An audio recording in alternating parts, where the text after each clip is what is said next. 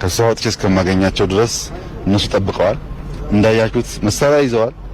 አንድም ጥይት የተኮሰ ሰው የለም። በሰልፍ ጠብቀው ካገኙኝ በኋላ ደግሞ እያያችሁ ነው ውይይቱ የነበረው። ዝም ብሎ ወሬ ስለሚበዛ በሌላውም ጉዳይ እንደዚህ ነው።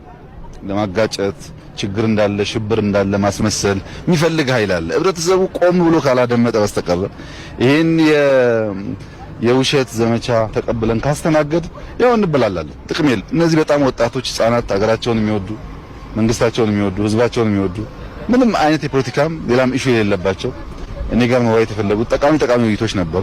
ውስጣቸው እንዲፈተሽ መከላከያ ማሻሻል የሚገባው ነገር በዝርዝር መረጃ ሰጥተውኛል። ከአመራሮቻቸው ጋር አያይዘው መረጃ ሰጥተውኛል። ዋና ፍላጎታቸው እኔን ማግኘትና በእኔ መደመጥ ነው። ያ የታጠቀ ወታደር የመጣበት ሁኔታ ትንሽ ብዥታዎች ስላሉ በዚሁ አጋጣሚ ለመግለጽ የአመጣጥ ይህ ህገ መንግስታዊና አደገኛ ብቻ ሳይሆን ኢንቴንሽኑ ሪፎርሙን አቦርት ለማድረግ ነው። ምንም አይነት ጄኒን ኢንቴንሽን የለውም። የተለመደ ሁኔታ በከፍተኛ መዝናናትና መሳቅ ነበር ኢንተርቪው የሰጠሁት። የዛን ቀን ውስጤ ድብን እርር እያለ ማለት ነው።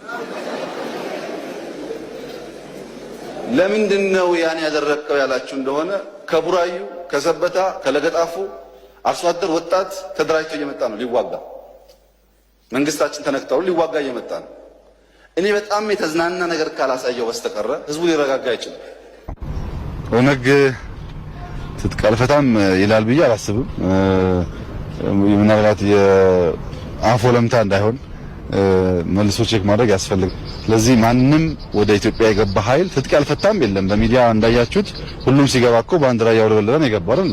ትጥቅ ይዞ የገባ የትም ተቃዋሚ ተፎካካሪ የሚባል ፓርቲ አልነበረም፣ አሁንም የለም።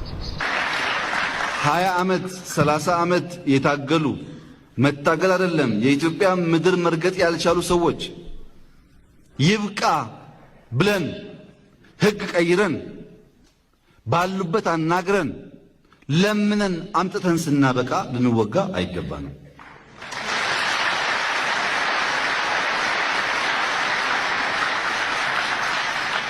ትክክል